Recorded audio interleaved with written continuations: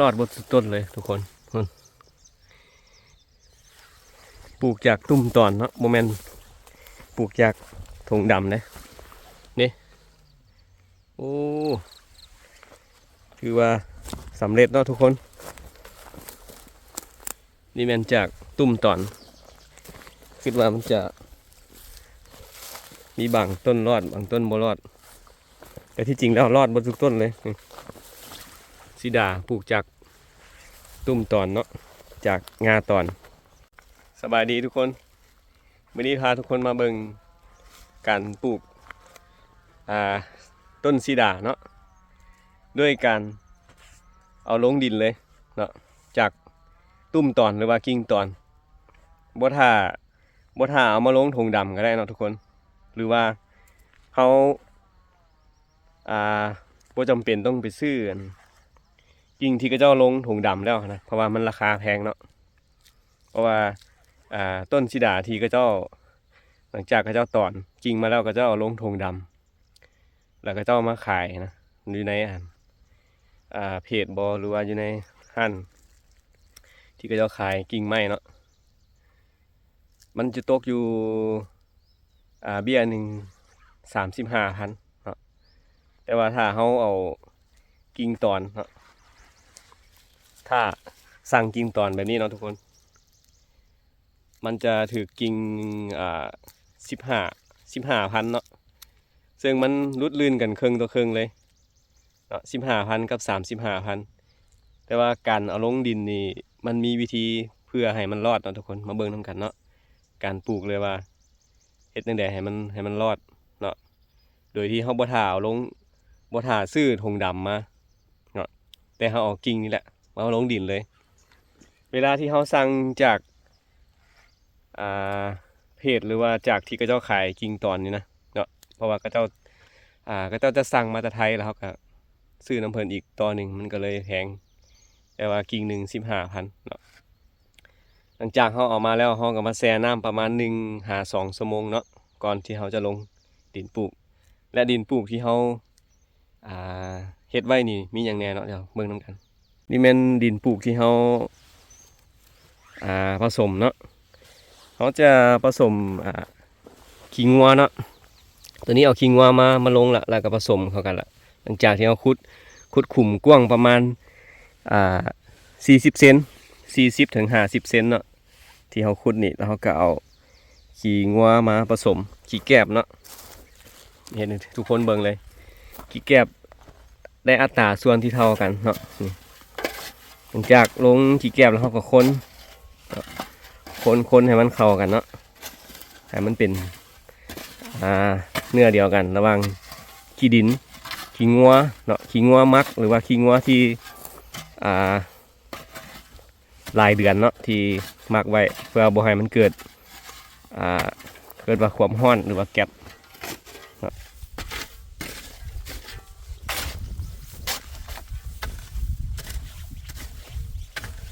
หลังจากเขาผสมได้ทีแล้วเนาะ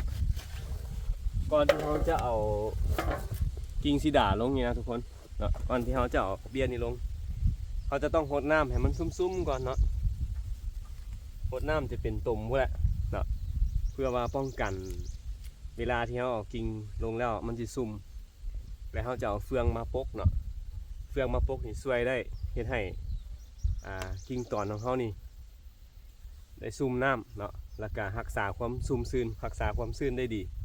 เนาะไปเบิ่งขั้นตอนต่อไปน้ำกันทุกคน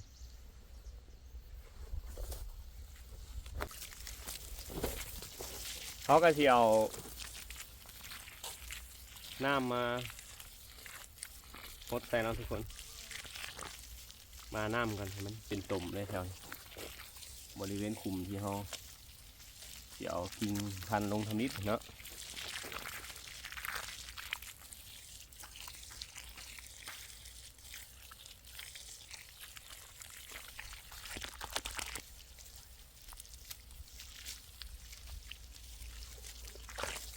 นี่แหละเอามันเป็นบวกที่เลย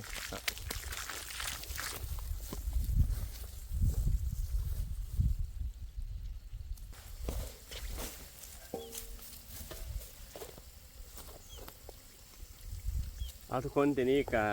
จะได้เวลาที่จะเอากิ่งหรือว่าตุ้มตอนชิดาเขาลงแล้วเนาะนี่เขาจะสังเกตว่าใบมันหลายนะเขาสิเด็ดใบออกเพื่อให้มันลดการคายน้ำเนาะถ้ามีใบหลายแล้วมันจะใส่เพื่อนว่าน้ำหลายเนาะเพื่อไปรอเลี้ยงใบมันนะฉะนั้นเขาสิเด็ดใบออกให้มันเหลือประมาณ4 คู่ใบเนาะ4 ถึง 6 คู่ใบก็ได้เนาะ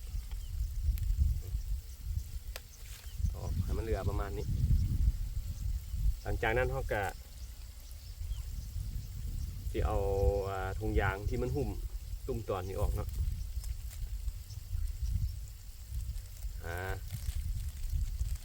มันก็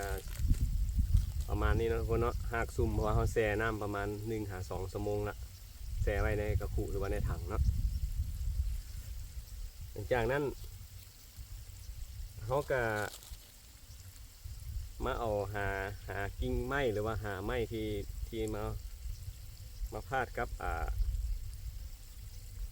บกิ่งเขานี่เนาะเพื่อยึดไว้เวลาลมมาหรือว่าเวลาที่เขาหดน้ำนะกิ่งมันก็จะโบโยกแล้วก็เฮ็ดให้หากมันบได้รับผลกระทบกระเทือนหลายเนาะเพื่อมันจะบยุดในการเจริญเติบโต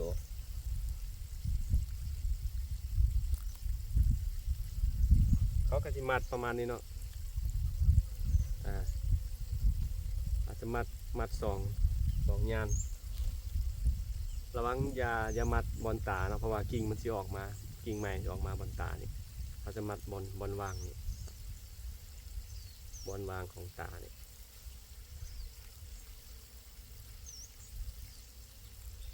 อย่ามัดบ่ต้องแน่นหลายเนาะพอน้ำลมได้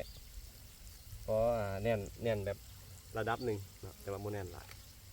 ก็จะอยู่ประมาณนี้แล้วเขาก็สิเอาลงเลยบัดนี้ทุกคนเอาลงเลยเนาะขวดมาที่สังเกตว่ามันยังเป็นขี้ตมอยู่เนาะดีเพราะว่าเฮ็ดให้ขี้ตมนี่ไปโอบเอาตุ้มนี่เฮ็ดให้มันมีความซุ่มซึนแล้วก็เพราะว่าเขาบ่ได้เอาลงถุงดำกันเลย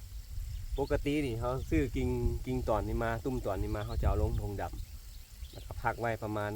1 เดือน2 เดือนให้มันแตกให้หากมันเดินตุ้มดำเขาคือว่าถุงดำเขาค่อยเอามาลงแต่ว่านี่เขาหย่อเวลาเนาะเขาบ่อยากเสียเวลา2 เดือนแล้วก็เขาบ่อยากสิ้นเปลืองถุงดำเอาดินมาต้องไปซื้อดินเนาะหรือว่าเอามาผสมดินนะเสียเวลาฉะนั้นเขาก็ซื้อมาแล้วเอาลงแบบนี้เลยแล้วเขาบ่ต้องไปซื้อกิ่งตอนที่ก็เจ้าพร้อมอยู่ในถุงดำหันเพราะว่ามันแพงเนาะทุกคนถุงละเบี้ยละ35,000เนาะถ้าเป็นเงินบาทก็ประมาณ50 บาทเนาะ50 บาทไทยซึ่งมันแพงหลายเนาะฉะนั้นอันนี้มีแต่15,000กับประมาณ25 บาทเนาะตัวกิ่งหนึ่งเนี่ยตัวนี้เขาสั่งมา50 กิ่งเนาะและเจ้าหน่ายสิพาทุกคนไปเบิ่งกิ่งที่เขาเอาลงดินแล้วเนาะ30 กิ่งที่เขาให้แบบเดียวกันนี่แหละโดยที่บริพันธ์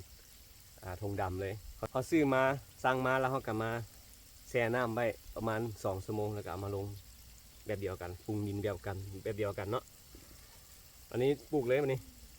เขาจะสังเกตว่าใบมันเขาจะเอาใบมันไปทางทิศตะวันออกเนาะเพื่อหับแสงแดดยามตอนเช้าเนาะเขาก็เอาลงเลย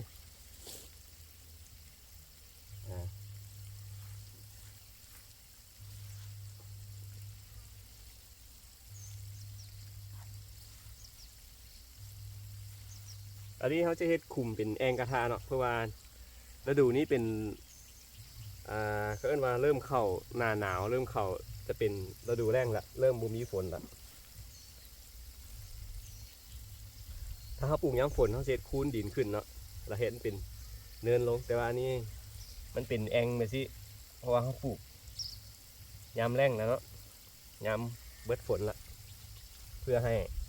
เวลาที่หดน้ำเนาะน้ำมันก็สิมาซุ่มซึนอยู่ในเงานี่เนาะโอเคแล้วทุกคนเนาะง่าย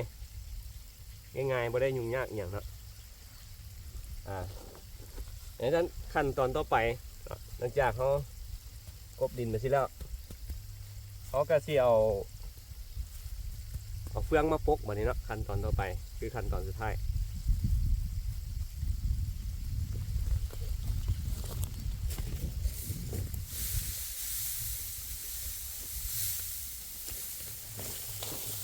เอาเฟืองมาปกเลยทุกคนเฟืองนี่จะช่วยให้มีความชุ่มชื้นนะรักษาความชุ่มชื้นเวลาที่เราหดน้ำหรือว่าน้ำอยู่ในนี่เนาะให้มันชุ่มชื้นให้ปกแสงแดดบ่ให้แดดเผาเนาะบ่ให้แดดลงมาถึงหากโดยตรงนะถึงหากกำลังจะเดินไม่หรือว่า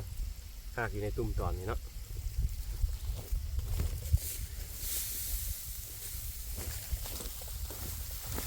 เฟืองนี่มีประโยชน์หลายทุกคนเนาะ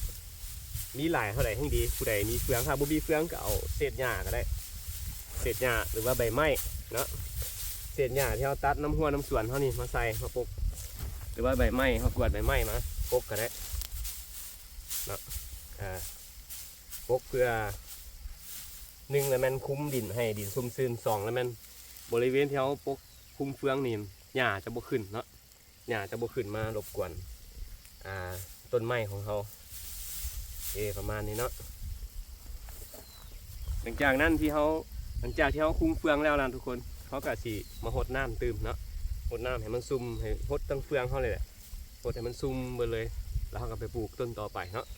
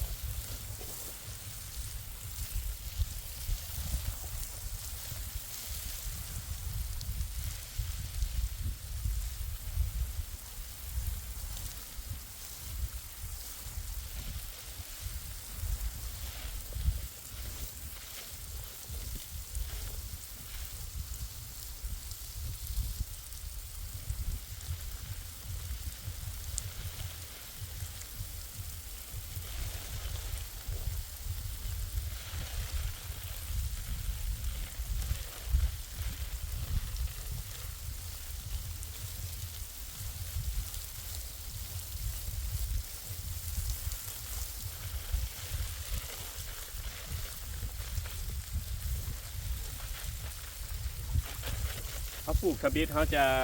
หดหน้าให้มันเปียกๆดูทุกคนให้มันซุ่มๆเลยแถวนี้ให้มันซุ่มๆเลยบริเวณนี้เพื่อว่าเขาต้องการให้หากที่มันบริพันธ์ธงดำเนาะเพราะว่ามันถึกตัดออกมาแล้วมันก็ปลูกเลยนะเป็นให้หากมันซุ่มซึมเนาะก็รู้สึกว่าเปียกได้ระดับนี้แล้วเขาก็โอเคเนาะประมาณนี้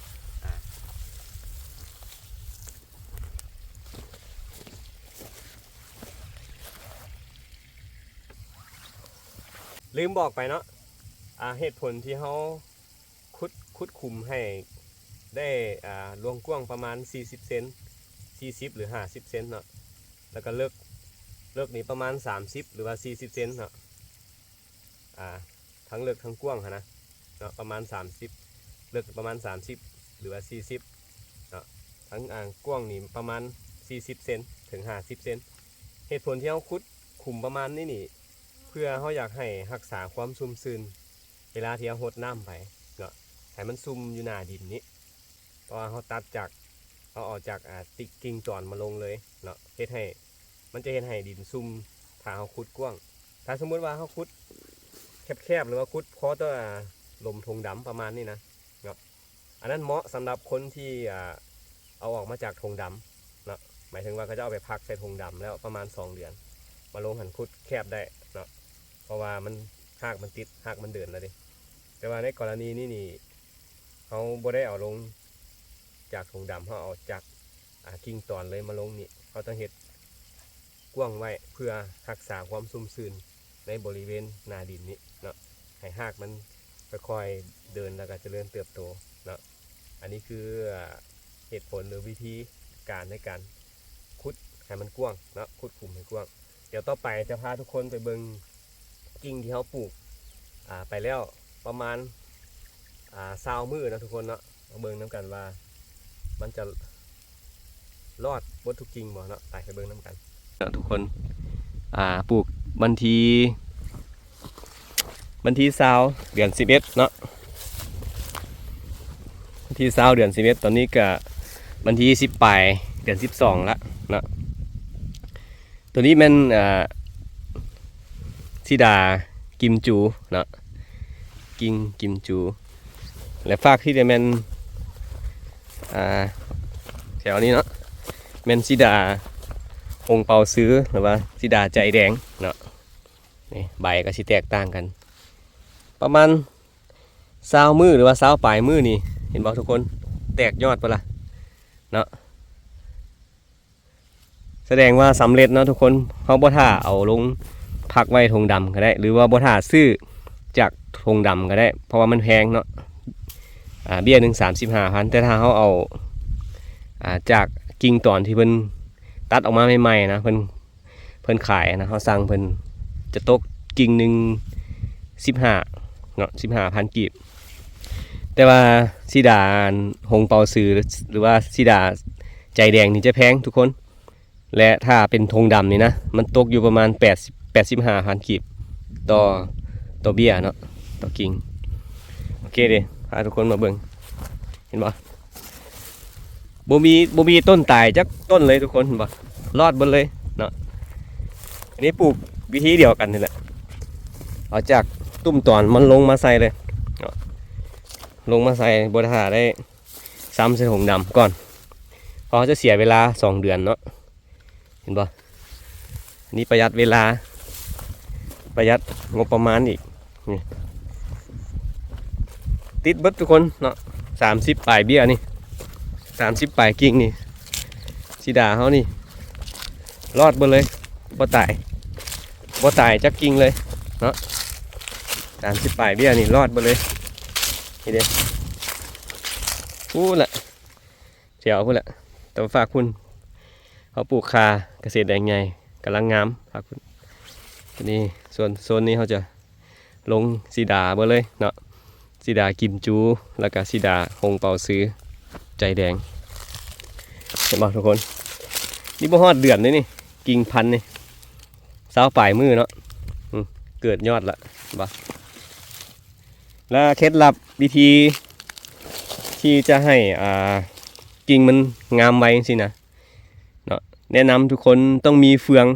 งปกเนาะมีแกบปกทั้งหน้ามีเฟืองแล้วก็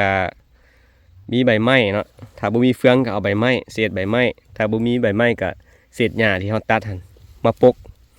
กให้มันซุ่มซื่นในบริเวณเงามันนี่แต่ถ้าบ่มีเฟืองบ่มีหญ้าบ่มีใบไม้บ่แนะนำให้ทุกคนเอากิ่งตอนมาปลูกเลยเพราะว่าจะเห็นให้